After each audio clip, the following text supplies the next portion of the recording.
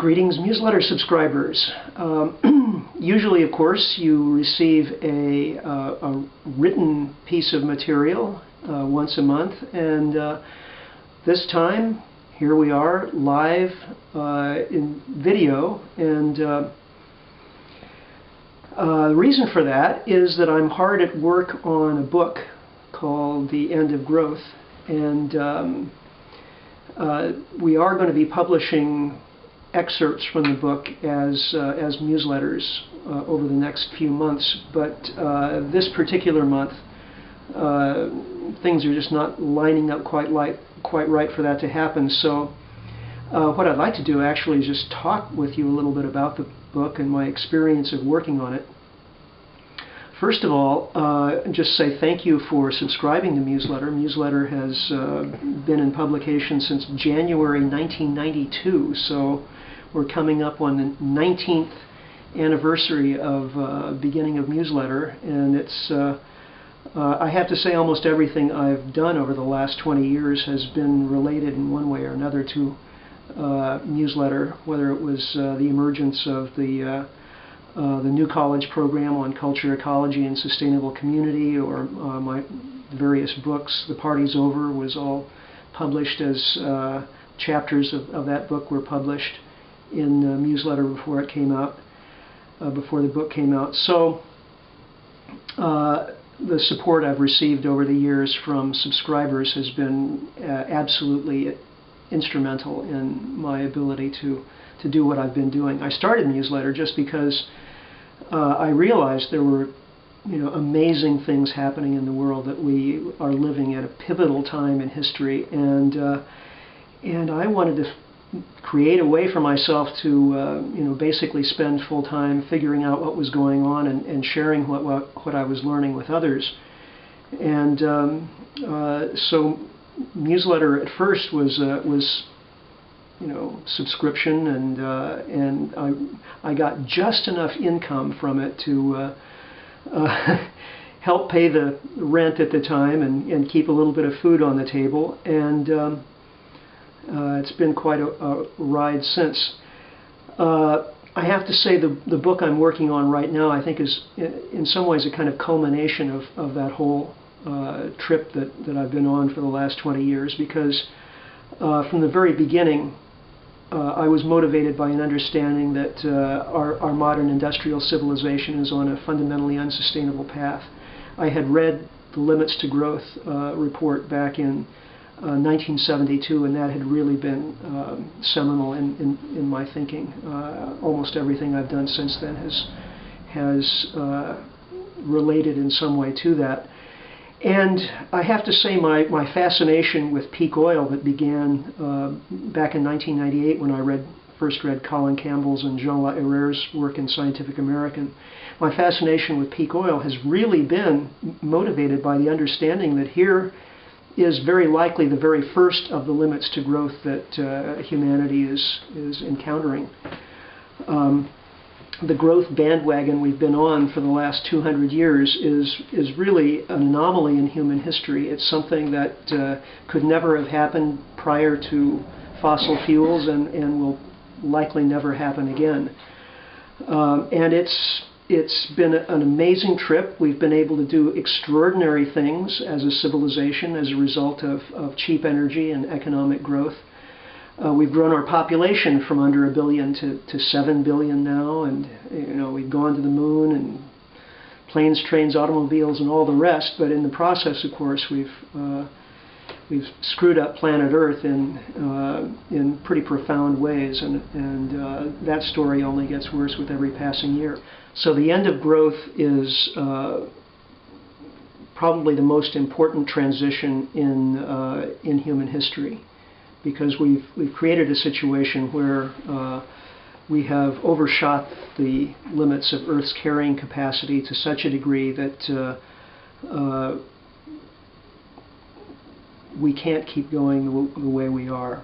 This is a fundamental turning point, and everything depends on our being able to manage this transition from living on non-renewable resources, on stored sunlight energy, managing the transition back to living on renewable energy and renewable resources harvested at rates that the Earth can replenish. If we don't manage that transition well, then really it's going to be the worst catastrophe in the history of our species. If we do manage it well, we could have decades from now a way of life that's in many ways far superior, I think, to what we are experiencing now. So this is the subject of the book, and it's the purpose of the book. I mean, who wants to read, I guess you could say, who wants to read yet another really dreary book about the problems of the world? Well, the reason that it's important to dwell on these things is that if, we can't keep living in denial about this. And unfortunately, the vast majority of the world's people, and certainly the vast majority of policymakers, are living in denial, thinking that somehow we can continue with economic growth as we've known it. And that's really the only subject on the table for most politicians and policymakers, is how to make that happen. And of course, there are political disputes one way or another, whether we do it through the free market or a little bit of regulation here and there. But almost no one is taking seriously the notion that the whole project of economic growth now has collapsed. In the book, I spend several chapters just making that case as airtight as I possibly can, because it is such a new idea. It was back in September 2008 that this notion really firmly implanted itself in my brain. I was at a conference actually on economics, and the news was just coming in from Washington about the collapse of Lehman Brothers and the need for some kind of bailout in order to forestall some horrible collapse. I'm sure you all remember that those days in September with Hank Paulson and Ben Bernanke and the extraordinary conversations that were going on. Well, at the conference, I remember thinking, this may be it right now. This is the end of growth. It was just two months after the oil price spike of July 2008, and I remember thinking, this is the scenario that we have been really forecasting since 1998, since Colin and Jean published their article, that the time would come when the oil price would create a financial meltdown, and most people would pay attention just to the finances and fail to see what was going on beneath the surface with civilization's energy system that was actually provoking that financial crisis. And here we are. We're 2 years on. The financial crisis is still unfolding, with events now in Ireland and other EU countries. And the price of oil is back up to, today it got up to $86, $87, almost $88 a barrel. So we're almost again up to that point where the price of oil is going to send us back into recession. Hopefully, pretty soon, folks are going to wake up to why this is happening and what it means. So as I said, the first few chapters of the book are really just making the case for why economic growth is at an end. And then the last few chapters look at what we can do, what governments should be doing to manage the inevitable contraction of economies, how we should be redefining growth to really refer not to consumption of more and more stuff, but to better and better quality of life for people, because that's something we actually can improve upon. The last chapter of the book is looking primarily at what communities and individuals can do, and of course I'll be talking about transition, individual and family strategies, what a sustainable society might look like, and so on. I have to say the process of working on this book is really extraordinary. I've been having conversations with economists, with former Wall Street insiders, with folks who have a lot more knowledge about some of the details of the economy than I have with my limited background. So what I'm hoping to do is to take some of this more esoteric knowledge and put it in language that the average person can understand, so that someone picking up this book will have a way of decoding what's going on in our economy, in the financial world, and be able to relate that to what's happening in the physical world of people and resources, because that's ultimately what it's all about. If you just read the newspaper, it's a question of what is the economy recovering? Is it a double dip? What's happening in the housing market? And there are the optimists and pessimists, and those who believe that we're headed into hyperinflation, and those who believe we're headed into a deflationary period. Those are all interesting discussions, but what almost everyone is missing is the implications of reaching the end of the period in which all of us have grown up, in which we've had all of our experience of the world, which has been a unique period in human history of expansion and growth.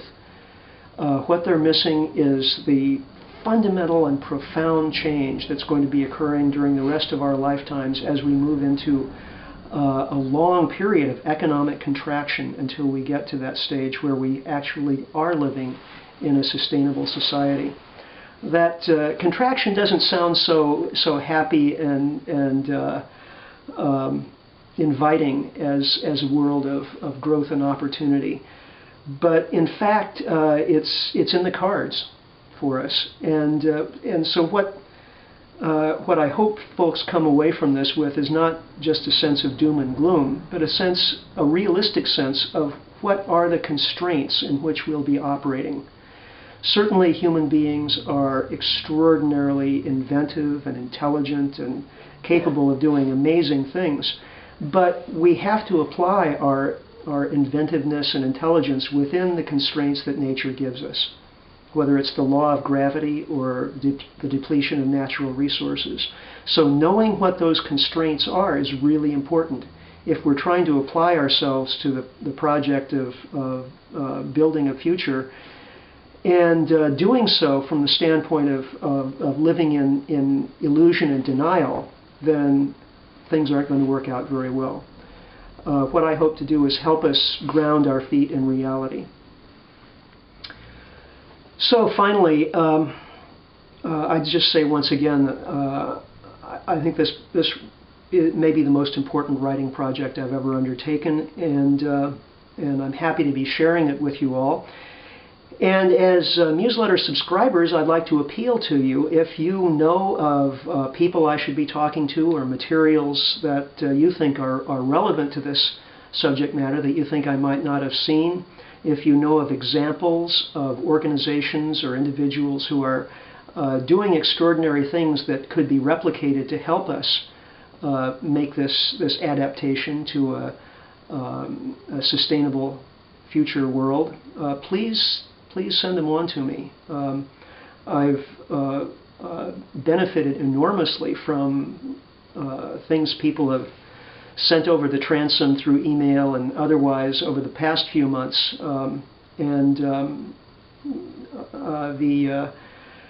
The deadline for the manuscript is January 15th. It's coming up very soon. I'm working almost night and day on this project right now. It's a really intense work period for me because I want to get this book out as soon as possible. I think the amount of time we have to get our hands on this issue may be limited by circumstances. So again, if you have any suggestions, please send them my way, and I look forward to being able to share the whole book with you as soon as possible.